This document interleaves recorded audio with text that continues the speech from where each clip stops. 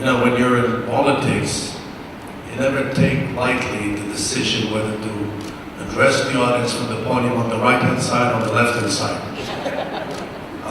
My consolation is that my right is your left and vice versa. But thank you so much, Marvin, for this brief, great, brilliant introduction. I was mostly impressed with the fact that Marvin was able to pronounce my name correctly. Ido Aharoni, as you can imagine, gives me a lot of grief in America. Most people think I'm Japanese.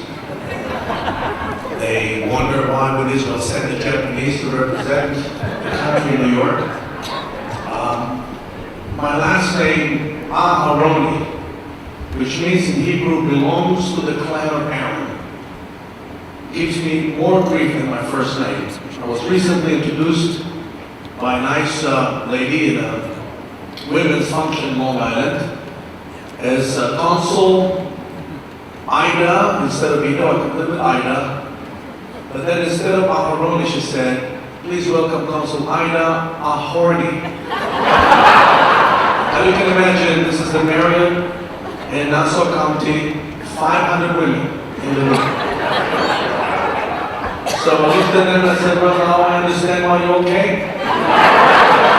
To see this Israeli woman. But I'm grateful for my dear friend, Arnie Filko, for including me in tonight's program. And I'm also honored to be here in the company and the presence of so many of my own personal heroes. It's just, basketball is a big part of my life. Basketball is a big part of the life of the nation I represent. I was sitting next to Mr. Alex English before, reminiscing about his great Denver team. And I think he was surprised that I knew all the teammates, T.R. Dunn and Michael Adams and Bill Hensley and Benny Shays.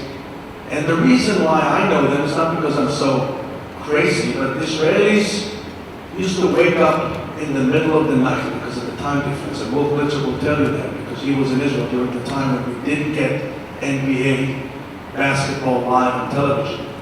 We used to wake up in the middle of the night to watch NBA games, to watch NCAA games. Now, there are many people here that have a special connection to Israel. But I'd like to mention the role that Jim Calhoun had on Israel and basketball, Israel and the United States. Jim Calhoun opened the door to a whole generation of Israeli athletes. And I had the humble role in the first recruit made by UCONN.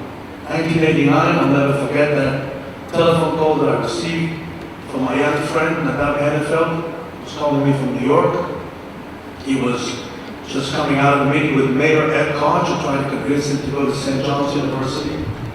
But Nadav Hannefeld wanted to play in a non-urban campus. So he called me and he said, what do? I have to go back to Israel tomorrow and I have to make a decision. I gave him the phone number of a coach I knew in Long Island. His name is Marvin Kessler, who's no longer with us. And Marvin Kessler took Nadav Hannefeld to Stores, Connecticut. And when Nadav saw the campus, he said, that's it. This is the place. I'd like to play here. And Coach Calhoun saw the potential, and I think Nadav was a big part of that season. Those of you from Connecticut refer to that season as the dream season because it was the first Big East championship, and it was the first time you could make it to the Elite Eight.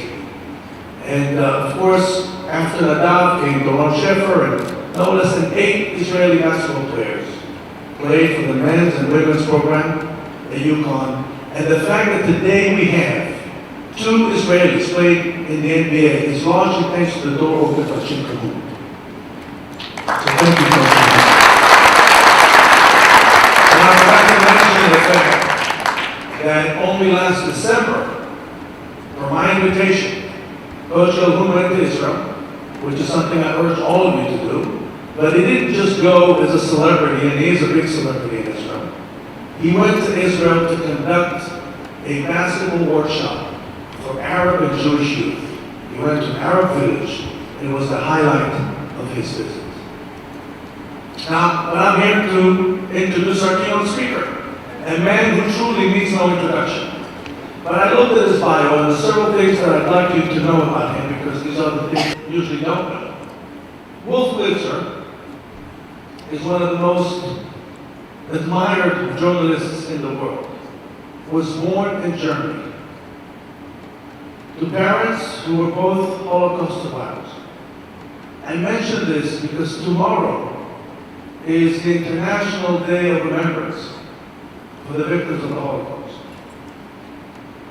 He was raised in Buffalo, a big sports lover, received his Bachelor of Arts degree from the State University of New York at Buffalo, his master's from Johns Hopkins University, DC. He also attended Hebrew University. That's where he learned Hebrew. And his first job in journalism, believe it or not, was as early as 1972. In 1972, Israelis used to watch NBA basketball on videotapes that El pilots would bring from New York at the Sheraton Hotel in Tel Aviv. I remember that as a young kid. We used to watch them on video because we didn't have that. The first broadcast of NBA games was only in the late 80s. Wolf Blitzer worked for Reuters, for the Jerusalem Post, then moved to Washington, D.C., and for 15 years was their leading political commentator. Among other things, he covered both the Bill Clinton terms, won several Emmy Awards individually and part of a team for the coverage of the Hurricane Katrina, for the coverage of 9/11, for the coverage of the Gulf War, and many other things. His specialty is his ability to simplify complex issues. If you watch him on television, it's brilliant. His many friends and many fans in Israel say about him this: in what he does, Wolf Blitzer is the best in the world and one of the best in Israel. Ladies